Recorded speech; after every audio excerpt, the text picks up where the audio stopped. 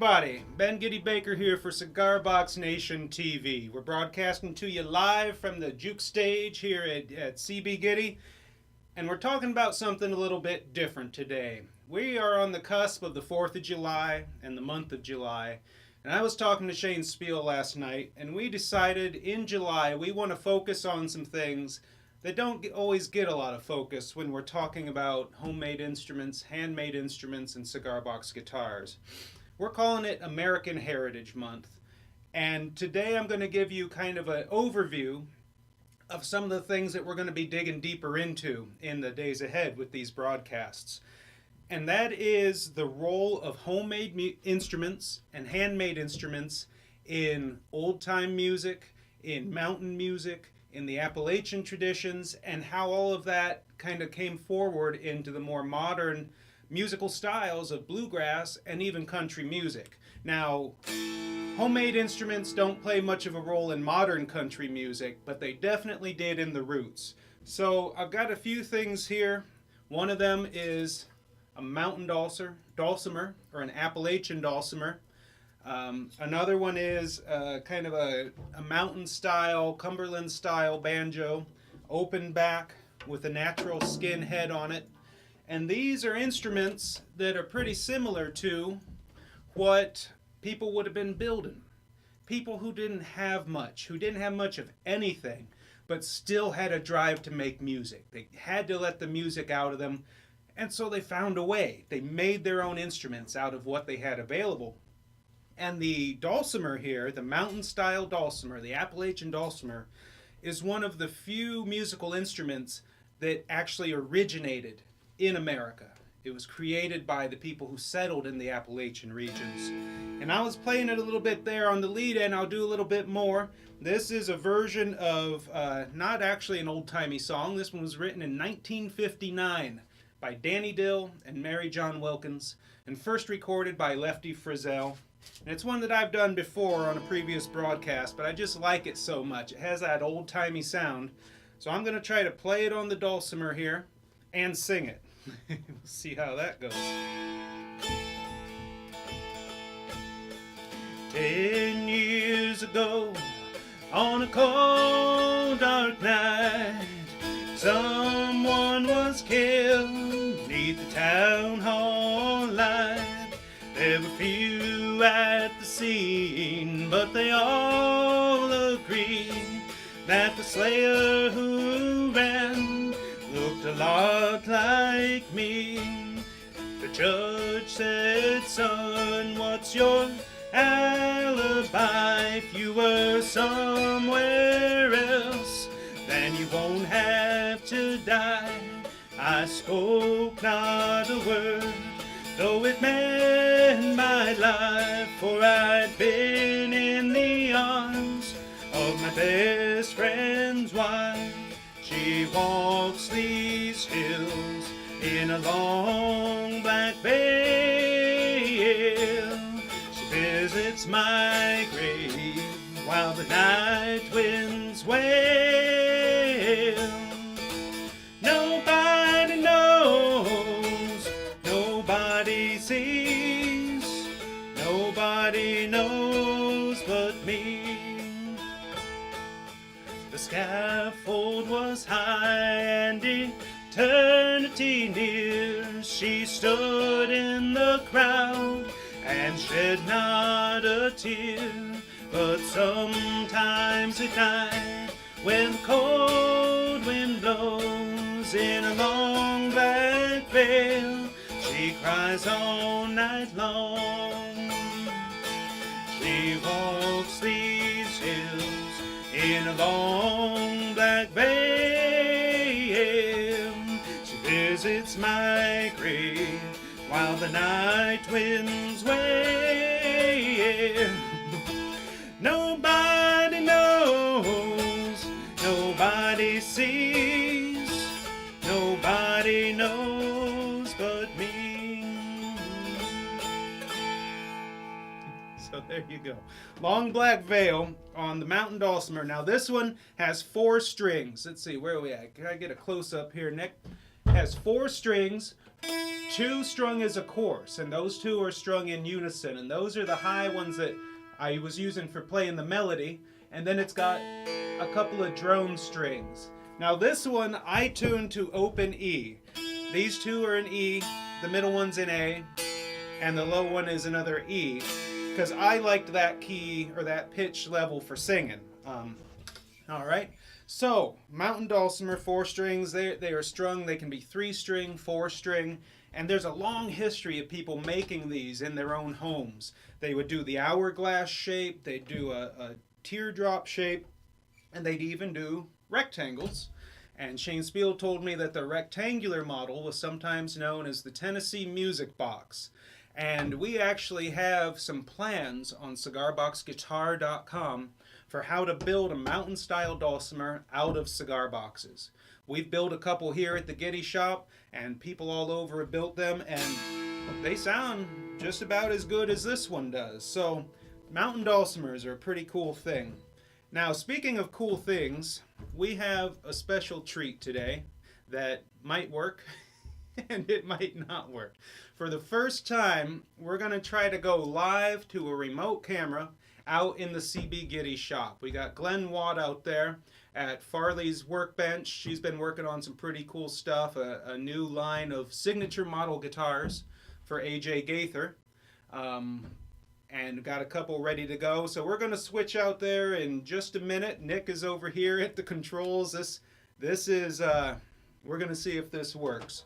So go ahead and make it happen. I'm just going to play a little bit here and keep talking while Nick gets connected up. Looks like we've got video coming in.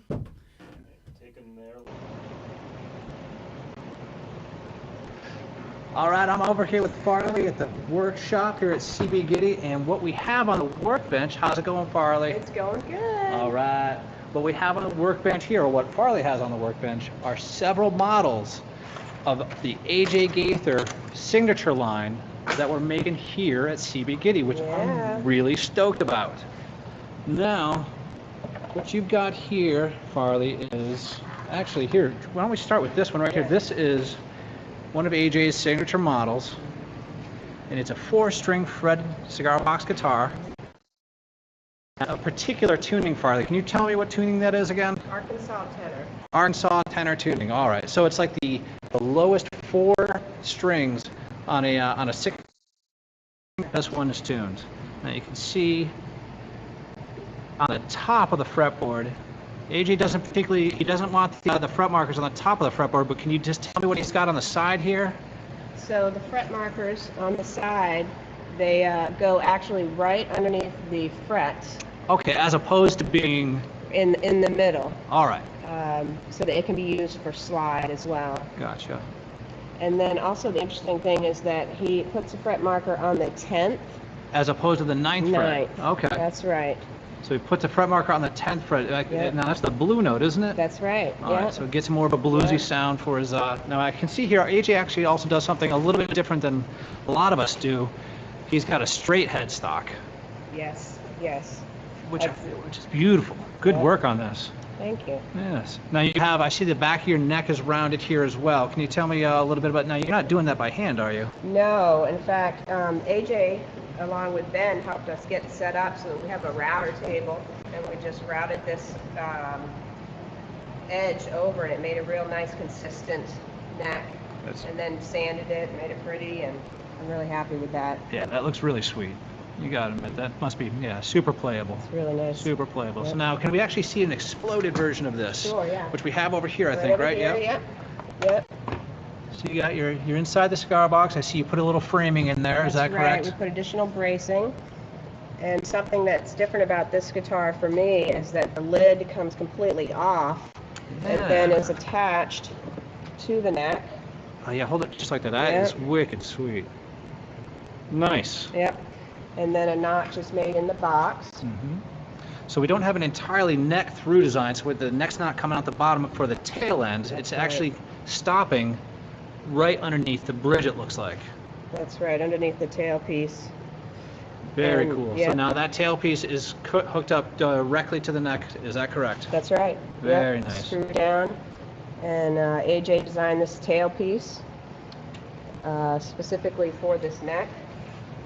And how is this an electric guitar? This is an electric. So how? That's right. Now I see you have what kind of a pickup in there, Farley? It's a disc pickup right underneath where the bridge is going to be. Got a disc piezo pickup. Nice. That's right. Yeah. Very cool. Yeah. Got a little hot glue on there to help it stay in place and maybe kind of dampen the sound a little bit, take a little bit of that high end off. Yep. All right. You just slide in there. And Very cool. So now over here we have. so this one's already glued together. I got it clamped. And should be ready to string up today, later on today. Very sweet. Now, what kind of fretboard is that? What are you using on the fretboard here? That's wenge or wenge. People pronounce it differently. Mm-hmm. Yep. Nice exotic hardwood. It's It is. super hard It's though, huh? hard, yeah. It's straight. Yeah. Very cool. Nickel silver frets, I'm assuming nickel silver frets. Yes. Got a volume pot there, a couple of sound holes. And then now you have over here, Farley, you do have over here one plugged in, is that correct? So we can just get an That's idea right. of how this Bad Rabbit sounds? Yeah. All yeah. right. Which I'm not gonna play. That's cool, man. So is it Hold totally the plugged camera. in? Yeah, let's see what. Yeah. Oh, that does sound nice. Yeah.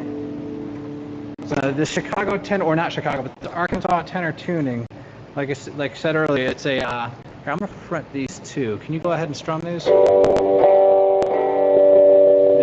So it's like the bottom 4 strings on a 6-string guitar. That's super nice. Yeah. Super nice. Yeah.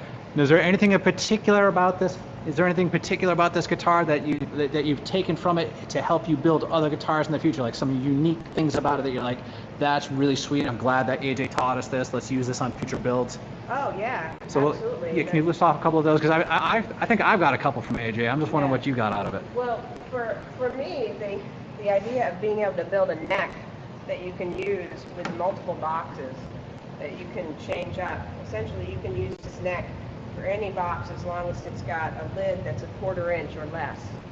So that has been really, really great. And also the leveling of the frets, he did and showed a real simple way that's repeatable and quick to do. So it's been an amazing process so far. That's really sweet. Yeah. I'm really psyched about those tail pieces as well. Oh yeah, yeah. The tail pieces. I'd like to work out a system where we can build a bunch of those. Yeah, those are really sweet. So you Yeah. can just keep the strings strung up like this. That's You can see right. here right on top. Yeah, this one here too. You can see the bottom. That would be the part that attaches to the lid. Yeah. Yep. And then we got. Very sweet. Yeah. All right. Yeah. Well, I'm wicked psyched that you took the time to show us a little bit of AJ's guitar today, Farley. Oh, thank you. All right, and so if you want to just say, hey, thanks everybody for tuning in. We'll talk to you Thank soon. you. All right, bye. Wing ding ding ding ding ding ding ding ding ding ding ding ding ding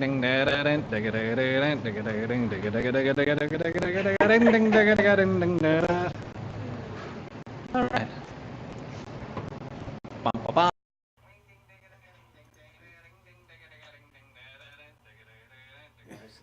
All right, take. What? Why isn't it? Because you got it through your phone. All right, okay, everybody, bring the video back. We're getting it, folks. Don't worry. Well, I think we're back. Yeah, we got audio back here. All right. Well, that was our first attempt at a remote camera event. That was Glenn and Farley out in the CB Gitty shop showing off one of the new models of guitars that we're building here at CB Gitty. The AJ Gaither signature model that AJ showed us how to build, and we're going to be building them for him. So thanks to those guys out there in the shop, and Nick for mashing the buttons over there to make it all happen. So back to the topic I was talking about. Showed you the mountain dulcimer, and I just wanted to say that we build canjos here, 1-string canjos, that in some ways are like a 1-string dulcimer.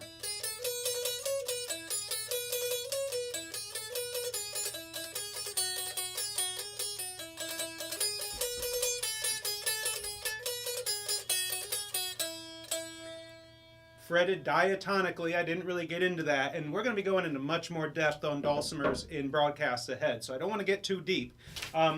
Another thing I wanted to talk about is the mountain style banjo, the Cumberland banjo, and there is a book. It was recommended to me by Shane Spiel, and it is Musical Instruments of the Southern Appalachian Mountains. And we are going to be using this as a resource as we do these broadcasts that focus on American musical heritage, about the different instruments that people would build and play for themselves in the Appalachian region of the United States. And this mountain-style banjo was one of those. Now, another guy and another book in addition to this one that I want to talk about, and he'll come up again too in future broadcasts, is True Faith, True Light, Devotional Art of Ed Stilley. Ed Stilley was a guy down in the Ozarks, I believe, who decided that God told him to start building guitars and giving them to children. He had no idea how to build a guitar, so he just got as close as he could with what he knew, and got Glenn and Farley checking in to see how they did. I gave them the thumbs up there. So Ed Stilley is an example, a more modern example, because he got going, I think, back in the 40s or 50s, a more modern example of people finding a way, of having something inside them, music inside them that has to get out, and they find a way to make it happen. And that's what we're going to be focusing on. Now, we talk all the time about cigar box guitars and the roots of the blues, and that's awesome. That tradition, rightfully so, gets a lot of attention. We're looking at a little bit different tradition here, the mountain music, the Appalachian style music, and the instruments that these people created in order to make their music. So this is kind of a tenor banjo. I have it tuned to Irish tenor tuning in fifths, G, D, A, E, because that's one tuning that I know how to play.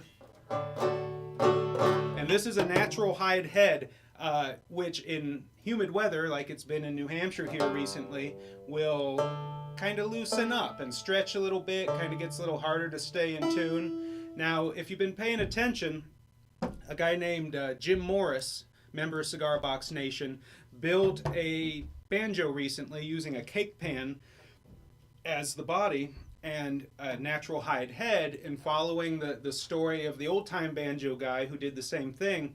He would light newspaper and hold that burning newspaper underneath his banjo head to heat it and tighten it back up, drive some of the moisture out to get his action level where he wanted it.